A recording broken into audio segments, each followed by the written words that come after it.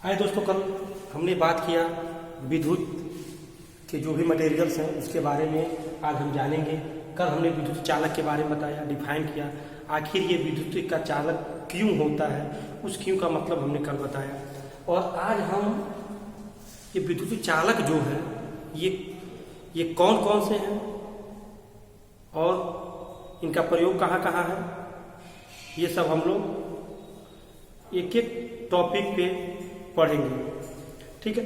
आप कहेंगे कि चांदी तो हमने 8वां 9वां में भी पढ़ रखा है कि सबसे अच्छा विद्युत का सुचालक है, लेकिन कभी सुने हैं कि चांदी का प्रयोग कहाँ होता है? मतलब तांबा का प्रयोग तो बहुतायत होता है, लेकिन ये भी महंगा धातु है। लेकिन यार चांदी तो बहुत महंगी है, कॉस्टली है, लेकिन आपने कभी प्रयोग सुना है कहाँ हम करते हैं? कितना परसेंट इसकी चालकता होता है जानते हैं? तो इसी तरह हर एक जो पदार्थ है उसकी चालकता कितनी परसेंटेज है, ठीक है, वो कितना परसेंट विद्युत का चालक है, कितना सपोर्ट करता है विद्युत को जाने के लिए, ये सब चीज हम लोग एक एक धातु के बारे में पढ़ेंगे। ठीक है। रटाया क्वेश्चन है कि बस हाँ कि ये मैंने पढ़ी है चांदी सबसे अच्छा सुचालक है, चांदी के बाद कापर है, कापर के बाद एल्युमिनियम है, सोना है, इस तरह नहीं। एक एक चीज को अच्छे से बेहतर ढंग से पढ़ेंगे और समझेंगे। ठीक है। देखिए, पहला हमने धातु जो लिया चांदी, क्योंकि चांदी जो है इलेक्ट्रिसिटी की सबसे अधिक चालकता वाली धातु होती है। इसकी जो परसेंटेज होती है 98%। यानी अगर आप 100 एम्पियर की करंट भेज रहे हैं या 100 इलेक्ट्रॉन समझ लीजिए, आप 100 इलेक्ट्रॉन अगर इस कंडक्टर से भेज रहे हैं, 100 इलेक्ट्रॉन अगर आप इस कंडक्टर से भेज रहे हैं तो 98 इलेक्ट्रॉन इस रास्ते से प्रोसेस कर जाएंगे, मात्र 2 इलेक्ट्रॉन रुक जाएंगे। यानी 98% इसकी क्या होती है, चालकता होती है। किसकी? आपकी चांदी की। इसका कलर कैसा होता है? सफेद होता है। इसका जो कलर होता है आपका सफेद रंग का होता है, सफेद रंग का होता है। चांदी आपकी सफेद रंग की होती है। और इसका प्रयोग, ये कैसी धातु है? एक नर्म धातु है, आघात वर्धनीय है, आघात वर्धनीय,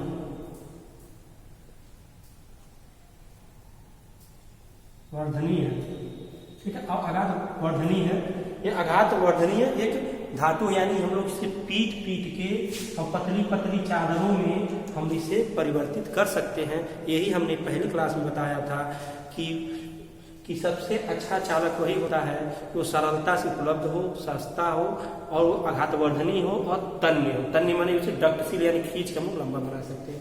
तो ये सारे गुण से हमारे चांदी में पड़ते हैं। ठीक है।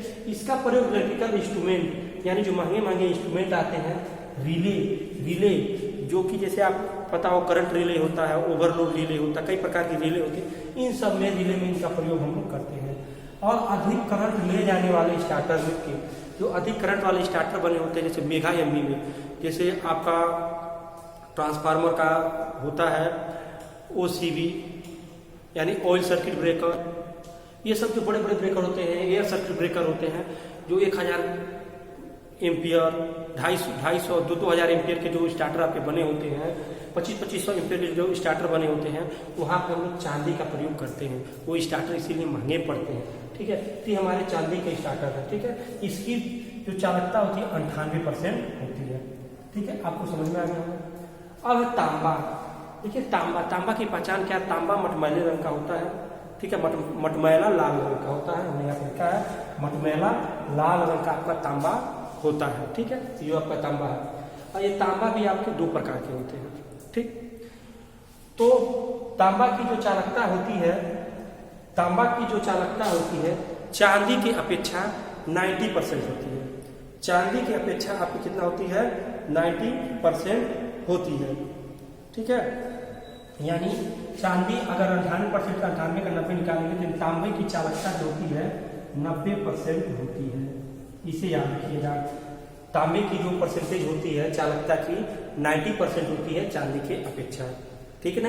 आपने ये भी पढ़ा होगा, ये आपको पढ़े होंगे, लेकिन ये नहीं पढ़ा होंगे कितना परसेंट होती है। ठीक है। हर चीज को बारीकी से हम लोग समझेंगे।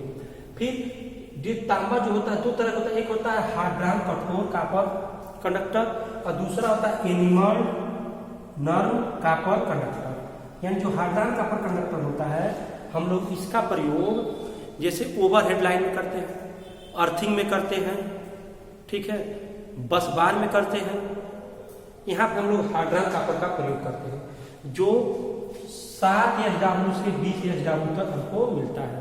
ठीक है, 7 SWG से 20 SWG तक हमें प्राप्त होता है हार्ड्रॉन कॉपर।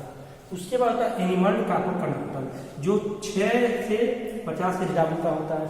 6 से 50 SW का मतलब ये हो गया, मतलब उसकी साइज, मतलब SWG का मतलब होता है स्टैंडर्ड वायर गेज। ठीक है, तो इसका प्रयोग कहाँ होता है? देखिए, इसका प्रयोग आप लिख लीजिएगा, चाहे याद कर लीजिए, वीडियो को 2 बार देखेंगे ऑटोमेटिक याद हो जाएगा। इसका प्रयोग हम लोग करते हैं हार्ड्रॉन कॉपर का, हम कहाँ प्रयोग करते हैं? इसका प्रयोग ओवरहेड लाइन में कर सकते हैं, बस बार में करेंगे, अर्थिंग के लिए करेंगे, कठोर का हम करते हैं, यहाँ पे करते हैं। इसका हम लोग प्रयोग करते हैं वाइंडिंग के लिए, वाइंडिंग जैसे मोटर की वाइंडिंग हो गई, फैन की वाइंडिंग हो गई, और इलेक्ट्रिकल इंस्ट्रूमेंट जो भी आपकी वाइंडिंगें होती हैं, इसकी करते हैं हम लोग, इसी करते हैं। यहाँ तक जो हमारे घर में वायर्स प्रयोग होते हैं, हम लोग इसी एनिमल का, मतलब कॉपर और नर्म कॉपर वायर का ही हम लोग प्रयोग करते हैं। ठीक है, कॉपर के लिए आपको समझ में आ गया। उसके बाद आपको होती है एल्युमिनियम। इसकी चालकता कॉपर की तुलना में 60%, मतलब इस कॉपर की तुलना में एल्युमिनियम की चालकता कितनी होती है? 60% होती है। ठीक है, ये 7 कलर की होती है। ये भी एक आपकी आघातवर्धनीय धातु है और तन्य धातु, यानी इसे हम खींच के आगे बढ़ सकते हैं। लेकिन ये तांबे की अपेक्षा क्या होती है? कमजोर होती है। तांबे की अपेक्षा क्या होती है? कमजोर होती है। और इसीलिए जब हम इसका SCR बनाते हैं, ACSR, यानी एल्युमिनियम कंडक्टर स्टील रेनफोर्स, यानी जब आप ओवरहेड लाइन में आप देखे होंगे मोटा मोटा वायर्स क्या होते हैं, लेकिन उसके बीच में सब एल्युमिनियम होते हैं और बीच में एक स्टील वायर होता है जिसे हम स्टील रेनफोर्स करते हैं। वही क्या करता है, पूरे जो वायर्स होते हैं सारे वो वायर के बंडल का वजन वो अकेले लेके चलता है। ठीक है, और एल्युमिनियम का जो वायर होता है ये आपका, ये कॉपर की अपेक्षा क्या होता है? कमजोर होता है, और 60% इसकी तुलना 60% क्या होता है? ये कम चालकता होती है।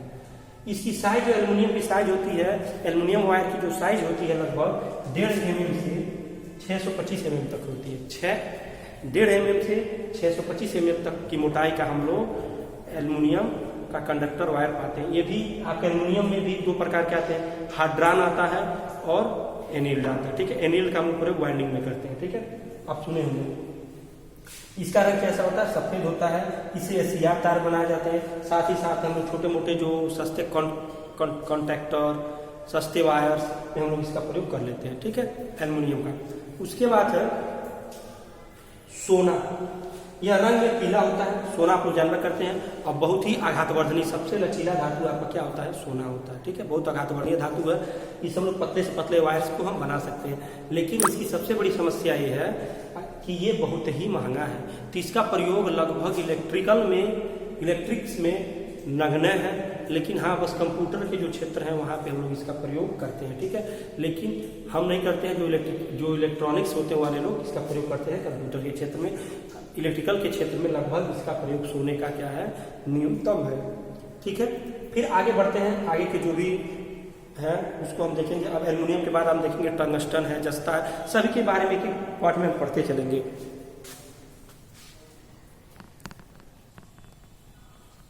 ठीक है, आगे है टंगस्टन। टंगस्टन को आप लोग जानते होंगे और पढ़े होंगे। इस टंगस्टन का प्रयोग हम लोग विद्युत बल्ब का फिलामेंट बनाने में प्रयोग करते हैं। ठीक है, विद्युत बल्ब का फिलामेंट बनाने में जो टंगस्टन का कलर का गहरे स्लेटी रंग का होता है।